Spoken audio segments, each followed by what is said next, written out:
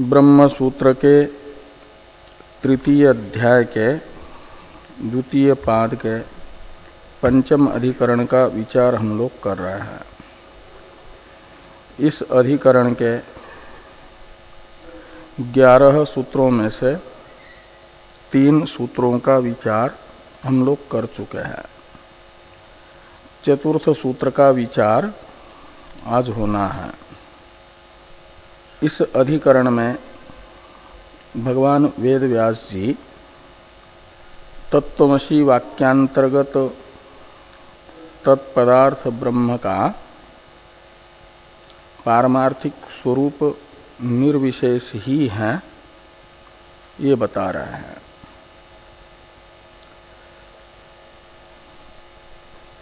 तो इस सिद्धांत का निरूपण इस अधिकरण में करने के लिए ब्रह्म का स्वरूप निर्विशेष और सविशेष बताने वाली श्रुतियों को आधार बना करके संशय पहले हुआ ब्रह्म के स्वरूप के विषय में कि उभयविध श्रुति के आधार पर ब्रह्म को उभय रूप माना जाए या एक रूप ही माना जाए, और एक रूप में भी सविशेष माना जाए या निर्विशेष माना जाए। ऐसा पूर्व पक्षी का कथन है, दोनों श्रुतियां सम प्रमाण होने से उभयविध ब्रह्म है।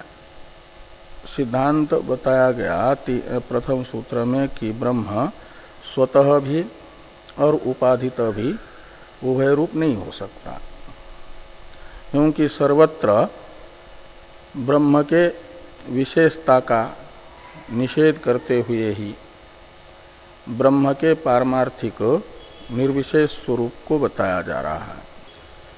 तो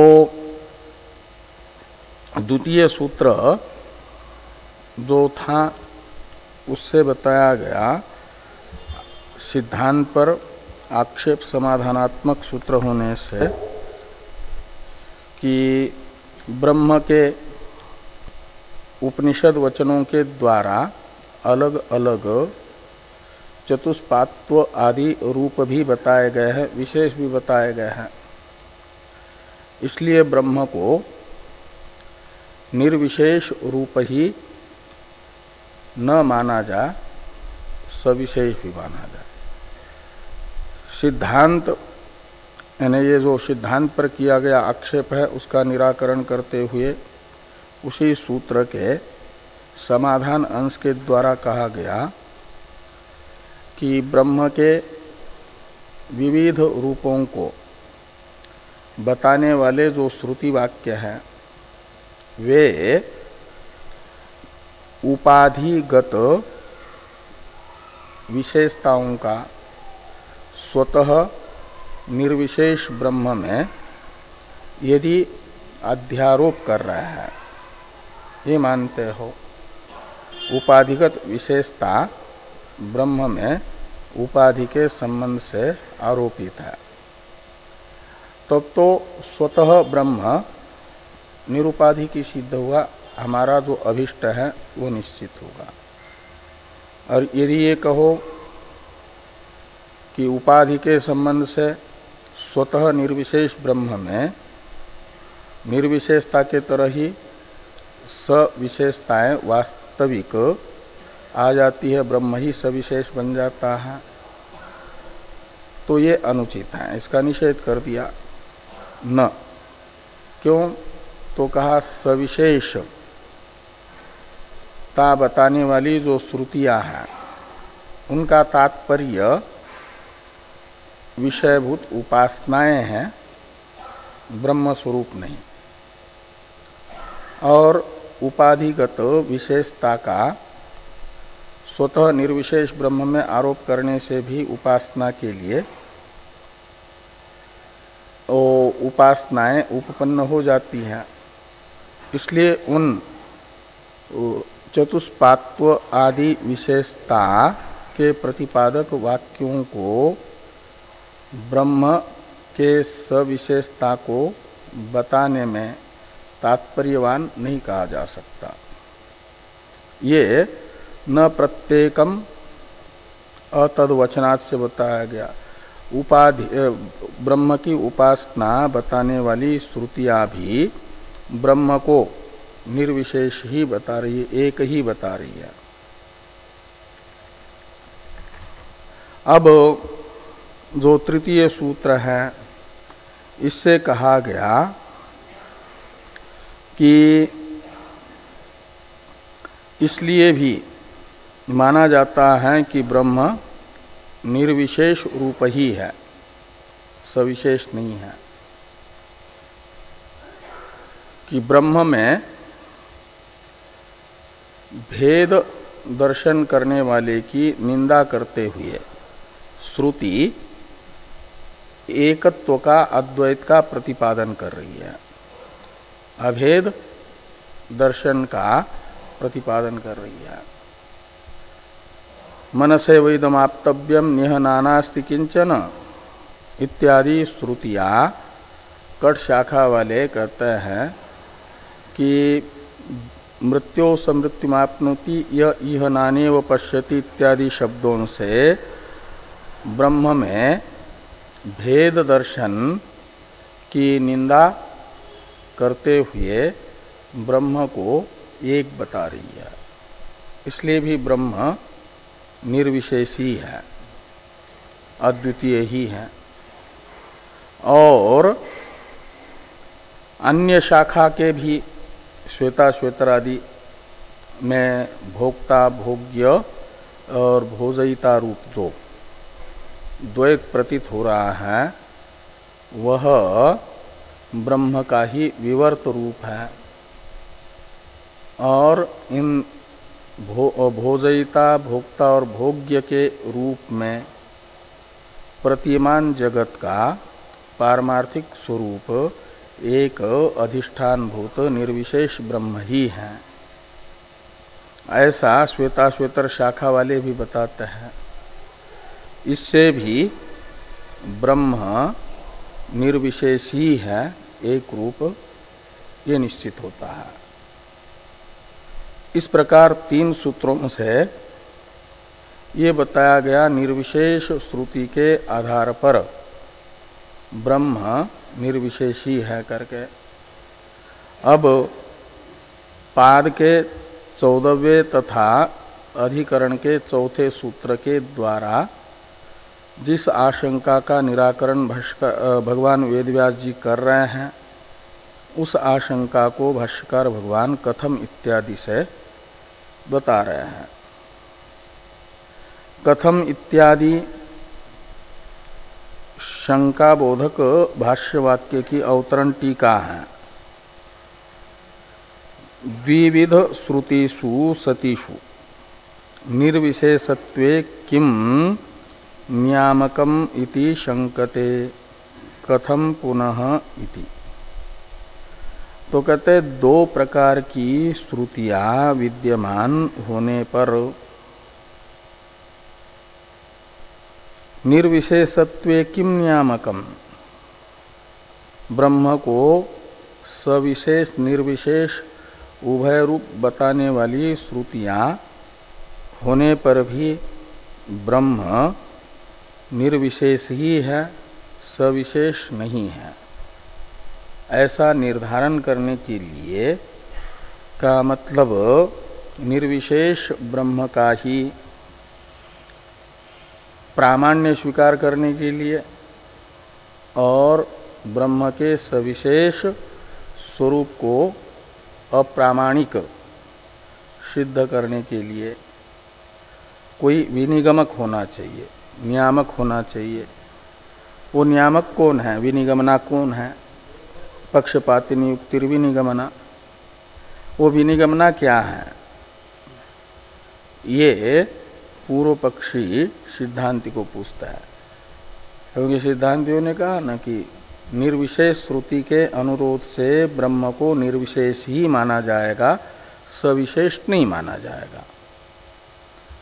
तो जो उभयविध मानना चाहते हैं ब्रह्म को, उनके मन में ये प्रश्न आया कि जब ब्रह्म को निर्विशेष सविशेष दोनों रूप बताने वाले श्रुति वचन विद्यमान हैं, तो क्यों निर्विशेष श्रुति वचन को ही महत्व दिया जा रहा है और उनके आधार पर ब्रह्म को निर्विशेष ही स्वीकार किया जा रहा है, और सविशेष श्रुति का अनादर क्यों किया जा रहा है? इसके लिए कोई ना कोई विनिगमक होना चाहिए ना। ये प्रश्न हुआ। इस प्रश्न का उत्तर देते हुए पहले प्रश्न बताया जा रहा है, फिर उत्तर दे रहे हैं सूत्र से। तो भाष्य में प्रश्न है कि कथम पुनः आकारवत उपदेशिनी सु अनाकार उपदेशिनी सु च ब्रह्म विषयासु श्रुतिषु सतीषु अनाकारम एव ब्रह्म अवधार्यते न पुनः विपरीतम इति। कहते दोनों प्रकार की श्रुतियां विद्यमान है, यदि निर्विशेष सविशेष ब्रह्म को बताने वाली, तो इनमें से अनाकार यानी निर्विशेष ही ब्रह्म का अवधारण यानी निर्धारण क्यों किया जा रहा है? न विपरीतम, जब दोनों में से एक ही निर्धारण करना है तो निर्विशेष ही क्यों निश्चित किया जा रहा है, सविशेष क्यों नहीं मानते हो? इति यानी ये प्रश्न की समाप्ति का द्योतक इति ये निपात है। अब अतः उत्तरम पठति, ये कहते इस प्रकार के प्रश्न का उत्तर देने के लिए ये सूत्र बनाया गया चौथा। तो चौथे सूत्र का उच्चारण किया जाए। अरूपवद एव हि तत्प्रधानत्वात् अरूपवद हि तत्प्रधानत्वात्। तो अरूपवद ही अरूपवद एव ही तत्प्रधानत्वात्, तो अरूपवद एव ही तत्प्रधानत्वात्, ऐसे चार पद है इसमें।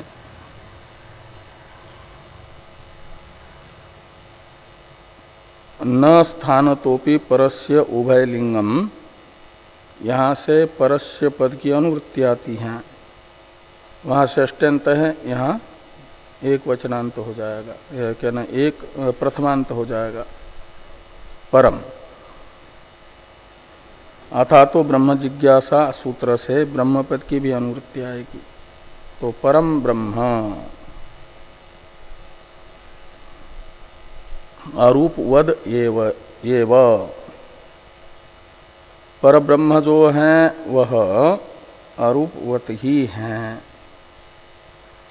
रूप रहित ही है।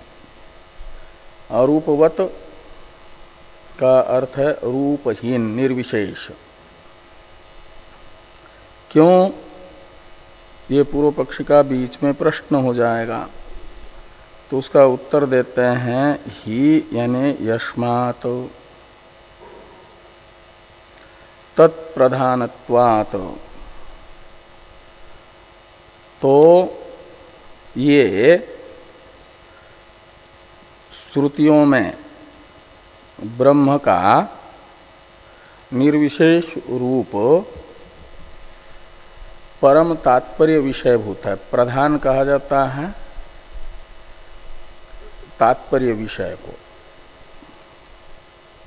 तो तत्प्रधानत्वात्, इसमें तत् का अर्थ है अरूप निर्विशेष स्वरूप,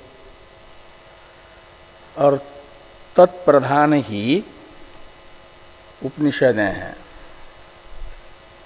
उपनिषदों में ब्रह्म को सविशेष भी बताया है, लेकिन उपनिषद वचनों का, सविशेष ब्रह्म को बताने वाले उपनिषद वचनों का तात्पर्य अवधारण करते हैं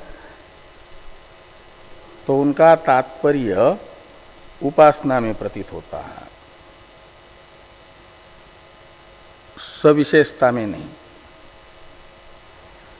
और निर्विशेष ब्रह्म को बताने वाले जो श्रुति वचन हैं उनका उपक्रम उपसंहार आदि तात्पर्य निर्णायक प्रमाणों के आधार पर तात्पर्य निर्धारण करते हैं ज्ञेय ब्रह्म के प्रतिपादक प्रकरणों का। तो तात्पर्य विषय मात्र ब्रह्म ही प्रतीत होता है, निर्विशेष ब्रह्म ही।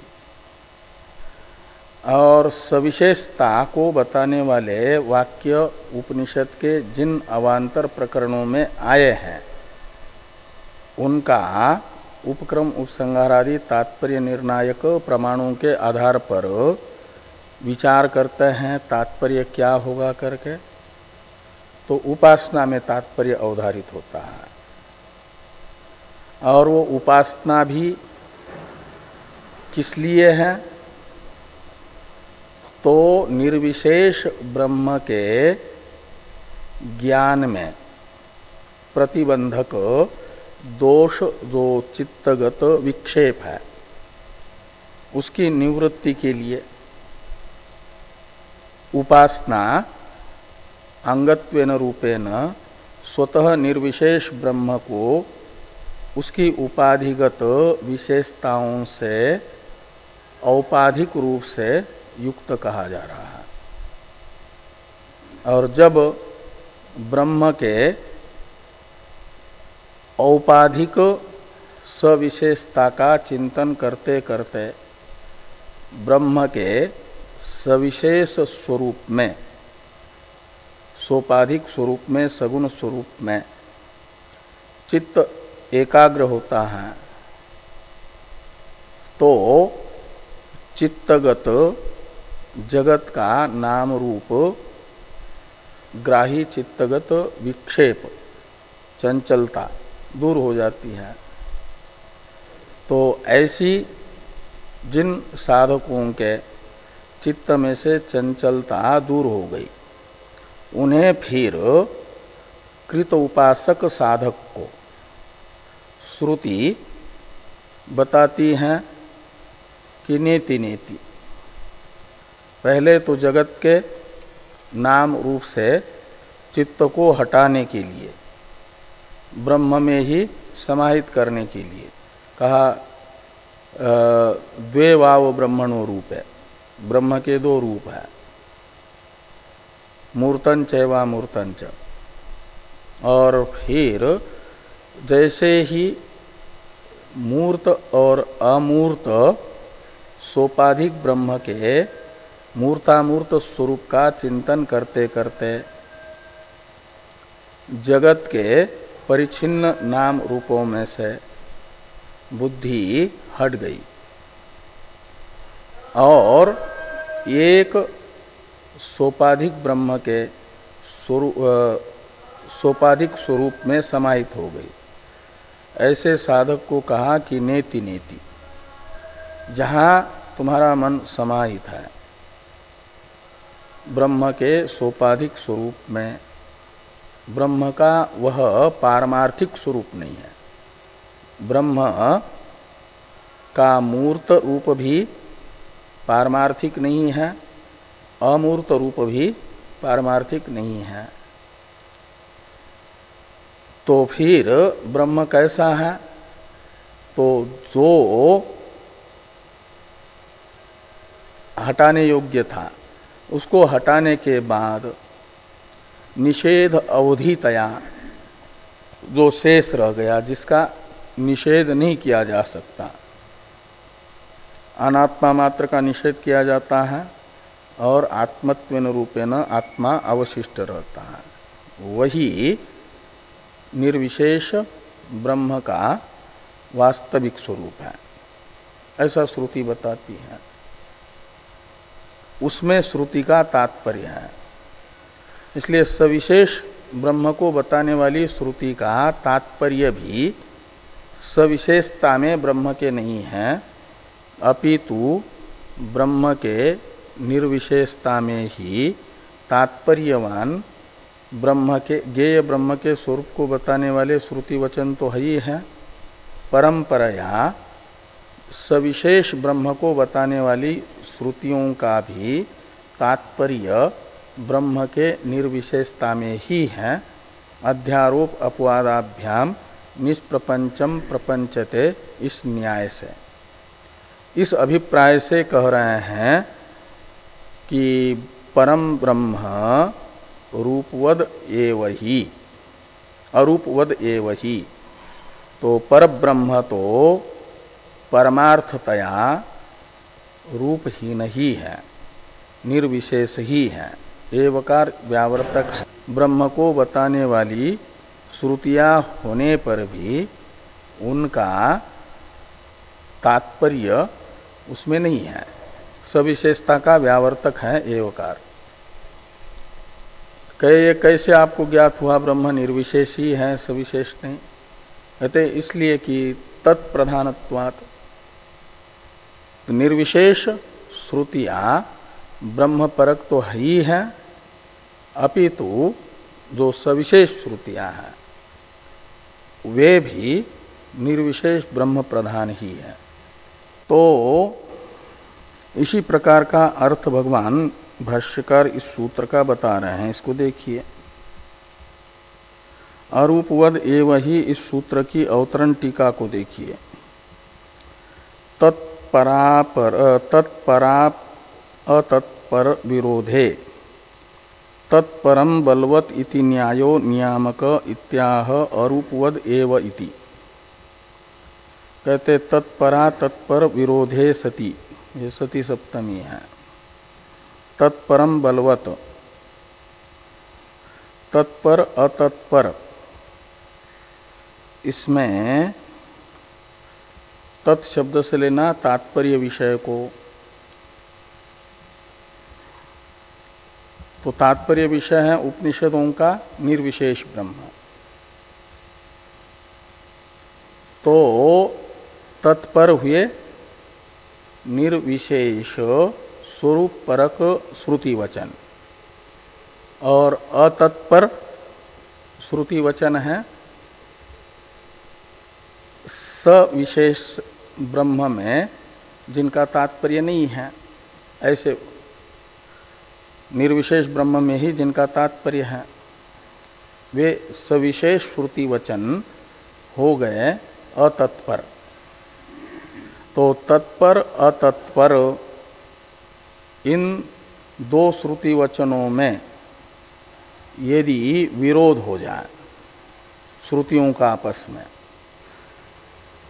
तो जो बलवान होगा उसमें प्रामाण्य स्वीकार किया जाएगा, निर्बल का बाद होगा।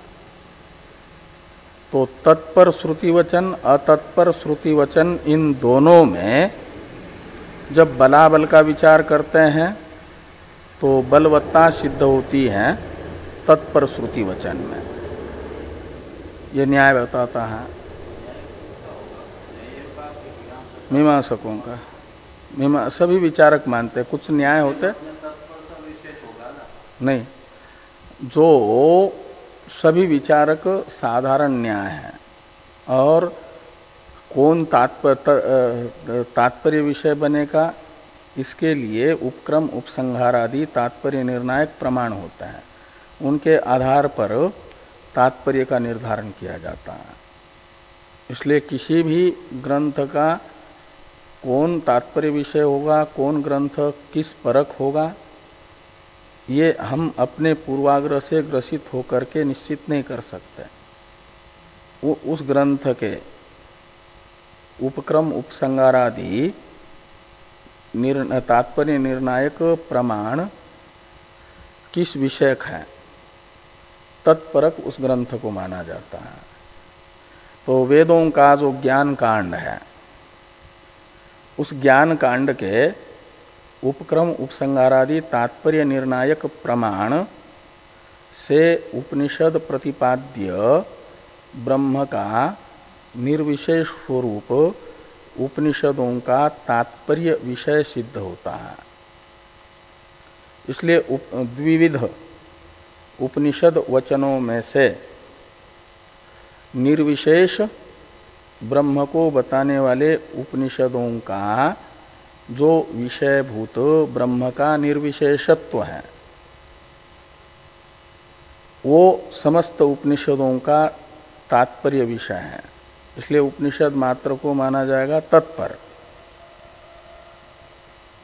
और उपनिषदों में ब्रह्म के सविशेष स्वरूप की चर्चा होने पर भी ब्रह्म का सविशेष स्वरूप उपक्रम उपसंगारादि तात्पर्य निर्णायक प्रमाणों से उपनिषदों का तात्पर्य विषय सिद्ध नहीं होता। इसलिए उपनिषद वचनों को कहा जाएगा अतत्पर, जो निर्विशेष ब्रह्मपरक नहीं है ऐसे श्रुति वचन जो सविशेषता को बता रहे हैं। इन दोनों का आपस में विरोध हो जाए तो क्या हो जाता है कि जो तत्पर श्रुति वचन है उन्हीं को बलवान माना जाता है और अतत्पर श्रुति वचनों का जो वाच्यार्थ है, ऊपर ऊपर से प्रतीत होने वाला अर्थ है, तात्पर्य तो उनका भी एक ही रहेगा। जो तत्पर है उसी का, एक प्रकरण का तात्पर्य विषय एक ही होता है प्रधान, और जो उनका ऊपरी अर्थ प्रतीत हो रहा है अभिधेयार्थ वाच्यार्थ, माना जाता है कि उसमें उनका तात्पर्य नहीं है, वो दुर्बल माना जाता है, वो दुर्बल हो जाएगा।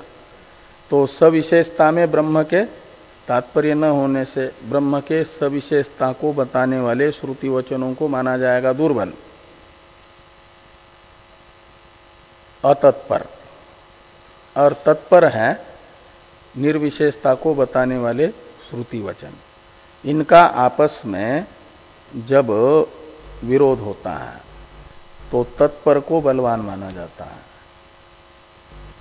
और निर्विशेष ब्रह्म को बताने वाले तत्पर श्रुति वचनों के आधार पर किया जाता है ब्रह्म के निर्विशेषता का ही निश्चय। सविशेषता को स्वीकार नहीं किया जाता क्योंकि सविशेषता में तात्पर्य नहीं है। और जहां वो अतत्पर वाक्य का प्रतीयमान जो स्वार्थ है उसके साथ विरोध नहीं होगा, वहां वो स्वार्थ भी लिया जाता है। लेकिन विरोध हो रहा हो तो तात्पर्य विषयभूत अर्थ को ही लिया जाएगा, ये एक न्याय है। और इस न्याय को आधार बना करके विनिगमक बता करके वेद व्यास जी कह रहे हैं हम ब्रह्म के निर्विशेष स्वरूप का ही अवधारण कर रहे हैं। इस अभिप्राय से लिखा कि तत्परा तत्पर विरोधे तत्परम बलवत इति न्यायो नियामक इत्याह अरूपवद एव इति। तो उपासना पर वाक्येषु, अच्छा वो भाष्य में देखिए कि रूपाद्याकार रहितम एव ब्रह्म अवधारयितव्यम अरूपवद एव, इतने का अर्थ कर रहे हैं। वो न स्थानतोपि परस्य उभयलिंगम, यहाँ से परस्य की अनुवृत्ति ला करके उसका अर्थ ब्रह्म कर दिया। तो ब्रह्म रूपाद्याकार से रहित ही है ऐसा अवधारण करना चाहिए, निर्धारण करना चाहिए। एवकार का व्यावर्त्य बताते हैं न रूपादि मत, सविशेष उसे नहीं समझना चाहिए परमार्थ का। तो पूर्व पक्षी पूछते हैं कस्मात, तो तत्प्रधानत्वात् ये हेतु है। तत्प्रधानत्वात्, इसमें तत् शब्द का अर्थ है ब्रह्म का निर्विशेष स्वरूप। तो ज्ञान कांड में निर्विशेष स्वरूप को बताने वाली श्रुतियों का प्राधान्य होने से तो ये कह रहे हैं कि अस्थूलम अनु अरस्व मदीर्घम अशब्दमस्मर्श मरूपमव्ययम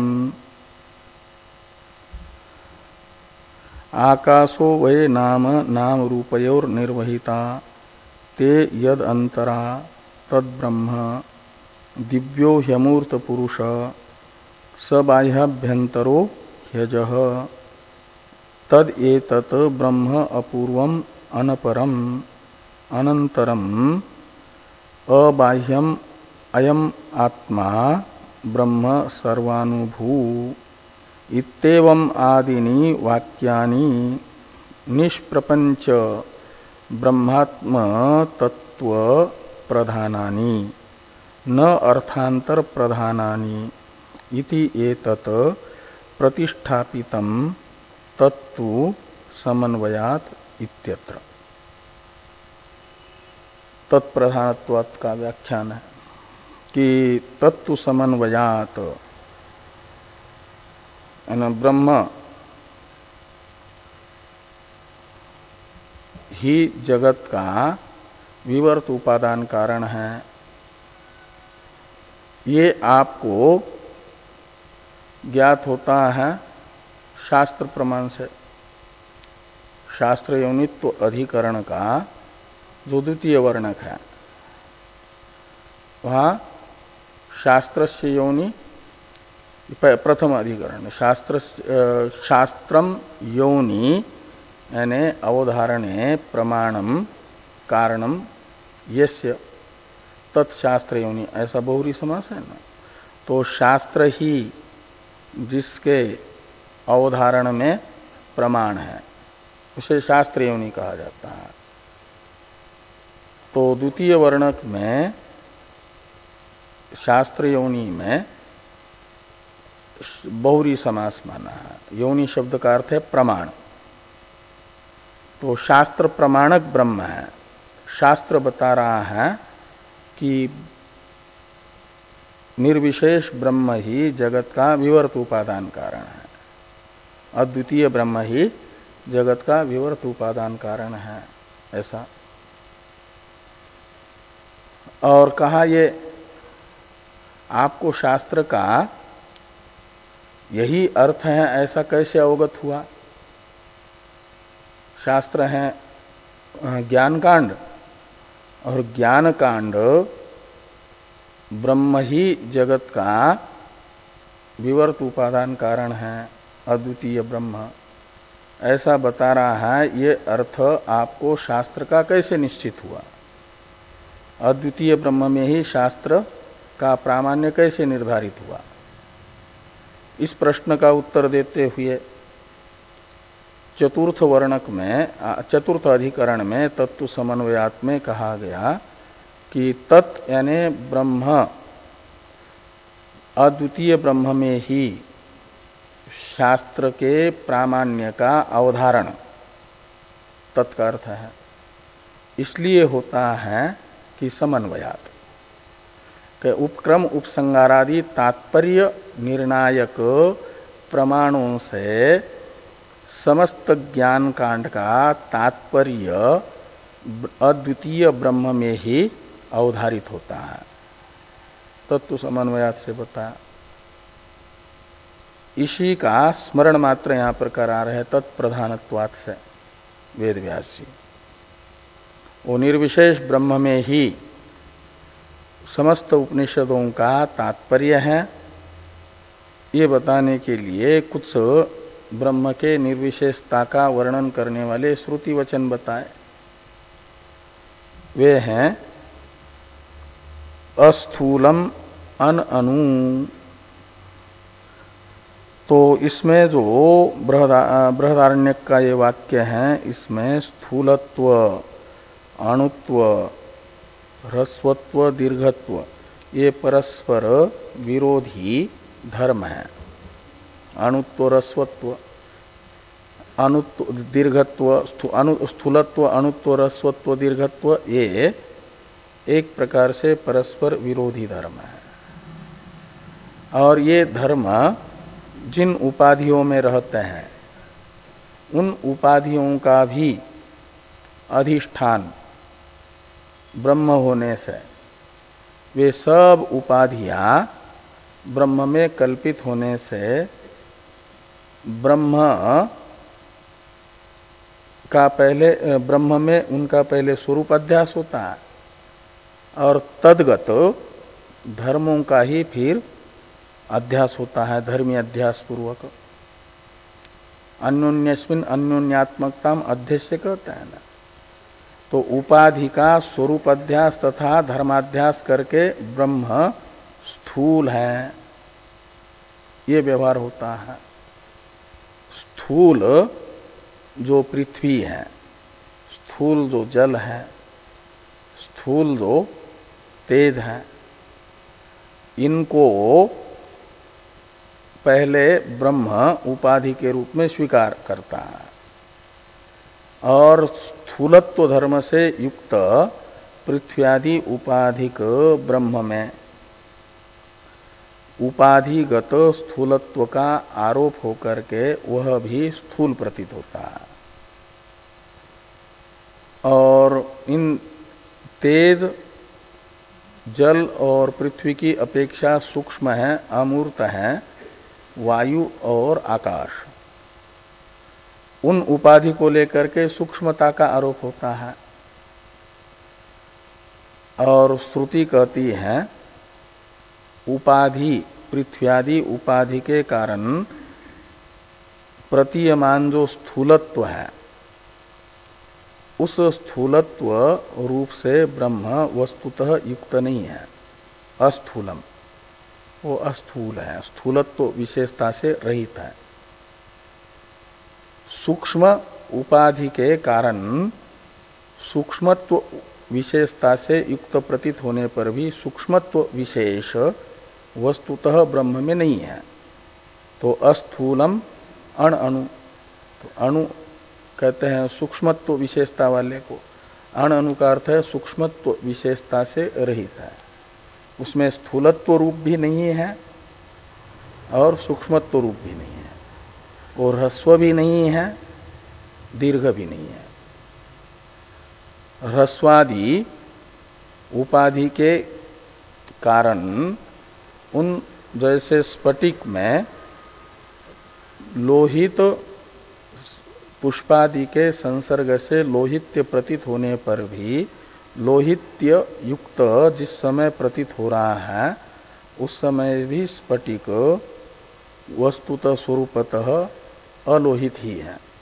ऐसे श्रुति कह रही है कि रस्वादि उपाधियों के संसर्ग से उपाधिगत ह्रस्वत्वादि विशेषताएं स्फटिक में लोहित्य के तरह ब्रह्म में भासने पर भी वस्तुतः ब्रह्म ह्रस्वत्व दीर्घत्व रूप विशेषता से रहित है। अस्थूलम अण अणु, अरस्वम अदीर्घम इत्यादि से। ऐसे कठ श्रुति बताती है अशब्दम अस्पर्शम अरूपम अव्ययम। तो शब्द रूप विशेषता आकाश की है, आकाश शब्द गुण वाला है और शब्द गुण वाले आकाश रूपी उपाधि से उपहित ब्रह्म में भले ही उपाधिगत शब्द रूप धर्म की औपाधिक प्रतीति हो, लेकिन स्वतः ब्रह्म उस शब्द रूप उपाधि से भी रहित है। ऐसे तेजगत रूप से युक्त भले ही प्रतीत हो लेकिन वह स्वतः अरूप है, अस्पर्श भी है। वायु का स्पर्श धर्म है और स्पर्शवान वायु उपाधिक ब्रह्म भले ही स्पर्श वांसा प्रतीत होता हो, जैसे लोहित वत्ता से युक्त सा प्रतीत होता है स्फटिक ऐसा, लेकिन स्वतः स्पर्श से रहित है वो। ऐसे अव्यय है का मतलब निर्विकार है, वे रहित है। हाँ,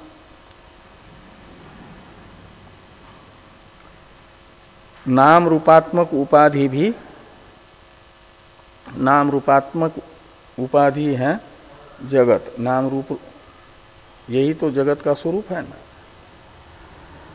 उसका निर्वाहक यानी उत्पादक तथा पालक है, उसे कहा जाता है निर्वाहक, जो उत्पन्न करके पालन करे, उत्पत्ति का भी हेतु बने, संरक्षण का भी हेतु बने, वो है निर्वाहक। तो नाम रूपात्मक जगत का उत्पादक भी ब्रह्म है और स्थिति का हेतु भी ब्रह्म है, इसलिए वो है निर्वोढ़ा, निर्वाहक। तो छांदोग्य श्रुति कह रही है आकाशो वै नाम नाम रूपयोर निर्वहिता। इसमें आकाश शब्द का अर्थ है ब्रह्म। आसमन्तात कासते यानी प्रकाशते इति आकाश, ऐसी आकाश शब्द की उत्पत्ति करते हैं तो जो सर्वत्र प्रकाशित हो रहा है। प्रकाश्य अनात्म वस्तु के प्रकाशक के रूप में, प्रकाश्य क्षेत्र के प्रकाश के रूप में जो सर्वत्र प्रकाशित हो रहा है। जैसे जगत के अवभासक के रूप में अंतरिक्ष में रवि भाषित होता है, जगत सूर्य के प्रकाश्य के रूप में भास रहा है, जगत प्रकाशकत्वेन रूपेण प्रकाशित हो रहा है सूर्य। ऐसे गीता के 13वें अध्याय में ब्रह्म के विषय में कहते हैं ज्ञेय ब्रह्म क्या होता है, तो जैसे आकाश में रवि सब जगत के प्रकाशक के रूप में प्रकाशित होता है, ऐसे कृष्णम क्षेत्रम तथा क्षेत्री प्रकाशयति भारत। क्षेत्री कहते हैं क्षेत्रज्ञ को, क्षेत्र के प्रकाशक को, वो कृष्ण क्षेत्र को, समस्त क्षेत्र को प्रकाशित करता है। समस्त क्षेत्र है अनात्म वर्ग, अव्यक्त से लेकर के संघातस चेतना धृति तक बताया गया, वो सारा का सारा क्षेत्र है। और उस समस्त क्षेत्र का क्षेत्री सूर्य के तरह ही अवभासक है। तो दो ही है, क्षेत्र और क्षेत्रज्ञ। और क्षेत्रज्ञ इसलिए आकाश शब्द से कहा जाता है। आसमन्तात यानी सर्वत्र प्रकाशक के रूप में, अव्यक्त के प्रकाशक के रूप में भी, तो मन के प्रकाशक के रूप में भी, और मन के विकार इच्छा द्वेष सुख दुख आदि के प्रकाशक के रूप में भी वही प्रकाशित हो रहा है सर्वत्र। इसलिए आसमन्तात कासते इति आकाश, ऐसी आकाश शब्द की उत्पत्ति करते हैं तो आकाश शब्द का अर्थ निकलता है सर्वत्र अवभासक, सबका प्रकाशक। और वही है ब्रह्म, आसमन्तात कासते इति आकाश के अनुसार। और वह नाम रूप का निर्वहिता है, निर्वोढ़ा है, का मतलब उत्पादक है और पालक है। ब्रह्म से ही नाम रूप अभिव्यक्त हुआ है और ब्रह्म से ही अवस्थित है। नाम रूप है जगत आकाश आदि, और ते यद अंतरा, लेकिन ब्रह्म से निष्पन्न हुआ जो जगत है, ब्रह्म जिस जगत का निरोढ़ा है, उसका ब्रह्म के साथ कोई संबंध नहीं है, उससे वह रहित है। हाँ, अंतरा का अर्थ है भिन्न, भिन्न भिन्न का अर्थ है असंश्लिष्ट, असंश्लिष्ट। तो ते यानी नाम रूपे यत अंतरा यानी यस्मात् असंश्लिष्टा, जिससे असंश्लिष्ट है। वस्तुतः इनका संश्लेष नहीं, अध्यस्त है ना। नाम रूप शब्दित जगत ब्रह्म में अध्यस्त है, ब्रह्म अधिष्ठान है। तो अधिष्ठान अध्यस्थ से वस्तुतः संश्लिष्ट नहीं होता, युक्त नहीं होता। आविद्यक तादात्म्य भले ही प्रतीत हो, वास्तविक संसर्ग अध्यस्त का अधिष्ठान के साथ नहीं होता। इसलिए ते यानी नाम रूप है, और नाम रूप का अर्थ है अव्यक्त से लेकर के धृति तक का समस्त जगत, क्षेत्र मात्र, वह ब्रह्म में अध्यस्त होने से ब्रह्म से असंश्लिष्ट है। न चमस्थानी भूतानि, गीता में भगवान कहते हैं न च अहम तेषु अवस्थितः, मैं परमार्थतः उनसे, वे मेरे में नहीं है, मैं उनमें नहीं हूँ। ये मेरा ऐश्वर्य योग है, पश्य में योगम ऐश्वर्यम महेश्वरम। तो ईश्वर संबंधी, ईश्वर स्वरूप संबंधी ये योग है। ये देखो, तो आकाशो वै नाम नाम रूपयोर निर्वहिता ते यदंतरा तद ब्रह्म, तो वो ब्रह्म है इन नाम रूपात्मक जगत का जिससे कोई संश्लेष नहीं है, असंश्लेष है। असंगो ही अयम पुरुष, उपाधि मात्र का जिससे कोई संश्लेष नहीं, वह पुरुष है असंग पुरुष, वो ब्रह्म का पारमार्थिक स्वरूप है। तो ये श्रुति भी ब्रह्म को ते यद अंतरा तद ब्रह्म, ये जो वाक्य शेष है वो बता रहा है अरूपवद ब्रह्म है करके। अरूपवद एव, ये जो सूत्र में वाक्य है ना, प्रतिज्ञा वाक्य, ब्रह्म रूप रहित ही है परमार्थतः, ऐसा निर्धारण करना चाहिए। क्यों कि तत्प्रधान जो श्रुतियां हैं, तात्पर्य विषयतया रूप रहित ब्रह्म का ही प्रतिपादन करने वाली श्रुति के आधार पर यही निर्धारण करना चाहिए कि ब्रह्म रूप ही नहीं है, निर्विशेषी है। तो ते यद अंतरा तद ब्रह्म दिव्यो ह्यमूर्त पुरुषः स बाह्यभ्यंतरो ह्यजः, ये मुंडक श्रुति।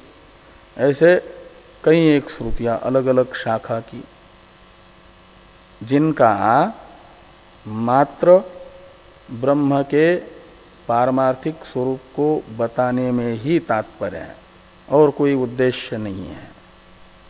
वे हैं तत्पर श्रुति वचन, वे बलवान हैं। और इनके साथ यदि अतत्पर श्रुति वचनों का विरोध होगा तो अतत्पर है चतुष्पाद ब्रह्म, षोडशकल ब्रह्म को बताने वाले श्रुति वचन, उनका तो तात्पर्य उपासना में है, ब्रह्म के सविशेषता में नहीं। और सविशेषता में भी, उपासना में भी तात्पर्य मानेंगे तो वाक्य भेद होगा। इसलिए उनका चतुष्पात्व आदि तात्पर्य विषय भूत विषय रूप नहीं है ब्रह्म का, तो वे वाक्य हो गए अतत्पर। और उनका यदि तत्पर श्रुति वचनों के साथ विरोध होता है तो वह प्रतीयमान सविशेषता रूप अर्थ नहीं लिया जाएगा, ग्रहण नहीं किया जाएगा। इस अभिप्राय से कहते हैं कि दिव्य यानी स्वयं प्रकाश, दिव्य शब्द का अर्थ है पुरुष दिव्य है। पुरुष कहते हैं पूर्णत्वात् पुरुष, इस उत्पत्ति के अनुसार जो देश काल वस्तु से अपरिछिन्न है, देशतः परिच्छिन्न नहीं, कालतः परिच्छिन्न नहीं, वस्तुतः परिच्छिन्न नहीं है। ऐसा जो पुरुष है वो है ब्रह्म, वह दिव्य है का मतलब स्वयं प्रकाश है। अमूर्त है का मतलब मूर्त जो औपाधिक स्वरूप है उससे रहित है, उसमें मूर्तत्व तो नहीं है, ना अभिव्यक्त नाम रूप से रहित है। अभिव्यक्त नाम रूप वाला होगा तो फिर प्रकाश्य बनेगा। पर प्रकाश्य है अभिव्यक्त नाम रूप वाले ये पृथ्वी आदि जैसे मूर्त होने से स्वप्रकाश नहीं है, अपितु पर प्रकाश्य है। ऐसे ब्रह्म भी पृथ्वी आदि के तरह मूर्त होगा, अभिव्यक्त नाम रूप वाला होगा, तब तो घटादि के तरह पर प्रकाश्य होगा, जड़ होगा, इसलिए वो अमूर्त है। और वो व्यापक है, सबाह्यभ्यंतर है, और उसका जन्म नहीं हुआ, जन्मादि षड्भाव विकारों से रहित अव्यय है, निर्विकार है। तद एतद ब्रह्म अपूर्वम का मतलब कारण रहित है, कार्य रूप नहीं है। सपूर्व होता है कार्य, पूर्व शब्द का अर्थ है कारण, और वह जिसका नहीं है उसे कहा जाता है अपूर्व। तो कार्य का कारण होता है तो ब्रह्म, इसलिए वो होता है सपूर्व। और ब्रह्म अपूर्व है का मतलब कार्यात्मक नहीं है, उत्पन्न नहीं होता। और अपर कहते हैं कार्य को, तो कार्य जिसका है उसको कहा जाता है सपर, सापर, अपर से युक्त, सादि कार्य से युक्त कारण। और अनपर है का मतलब वह किसी का कारण भी नहीं, उसका कोई कार्य भी नहीं है। वस्तुतः ब्रह्म किसी का कारण भी नहीं है। अपूर्वम अनपरम का मतलब वह विदित अविदित से अन्यत है।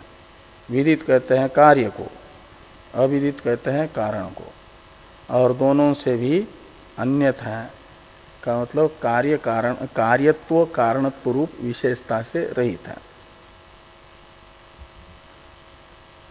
तो अपूर्वम अनपरम और अनंतरम,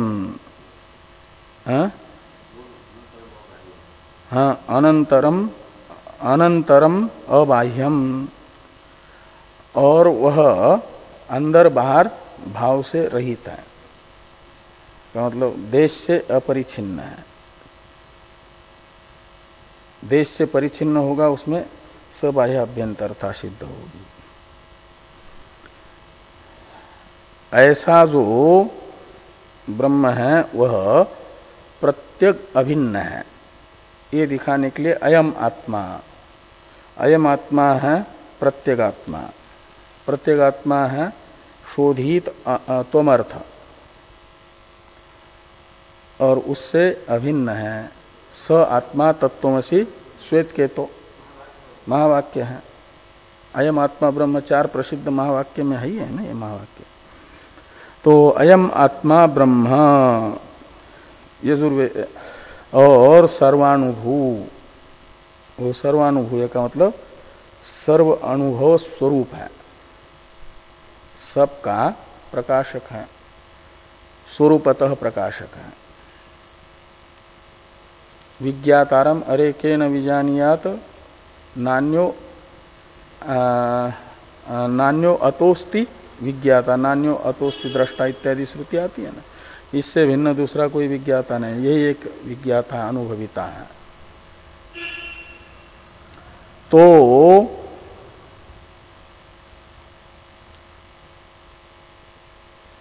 सर्वानुभू इत्येवं आदीनि वाक्यानि निष्प्रपंच ब्रह्मात्म तत्व प्रधानानि, ये सब वाक्य निष्प्रपंच ब्रह्म अभिन्न जीव का यानी ब्रह्मात्म एकत्व का प्रधानतया प्रतिपादन करते हैं। न अर्थांतर प्रधानानि, इनका विषय तात्पर्य विषय कोई दूसरा नहीं है। जैसे उपासना के प्रकरण में सविशेष ब्रह्म को बताने वाले वाक्यों का प्राधान्य यानी तात्पर्य विषय उपासना है, ऐसा कोई इस ब्रह्म स्वरूप से अलग इन श्रुति वचनों का तात्पर्य विषय नहीं है। इसलिए इन्हें कहा जाएगा तत्पर निर्विशेष ब्रह्म स्वरूप मात्र परक। तो इत्येवमादीनि वाक्यानि निष्प्रपंच ब्रह्मात्म तत्व प्रधानानि न अर्थांतर प्रधानानि इति एतत् प्रतिष्ठापितम्, इसका निर्धारण किया गया। कहाँ पर? चतुर्थ अधिकरण में, पहले अध्याय के पहले पाद के चौथे अधिकरण में, तत्व समन्वयात इत्यत्र। तस्मात् एवं जातीयकेषु वाक्येषु यथा श्रुतम् निराकारम एव ब्रह्म अवधारितव्यम। इसलिए ये जो यथाश्रुत वाक्य हैं एवं जातीयक, इन वाक्यों में जैसा ब्रह्म का स्वरूप अवधारित हुआ, ये तत्प्रधान होने के कारण इन अस्थूलम अणनु इत्यादि वाक्यों के द्वारा प्रतीयमान जो ब्रह्म का स्वरूप है वैसा ही ब्रह्म को मानना उचित है। ये अरूपवद एव ही तत्प्रधानत्वात् इससे बताया जा रहा है। अवशिष्ट भाष्य की चर्चा हम लोग कल करेंगे।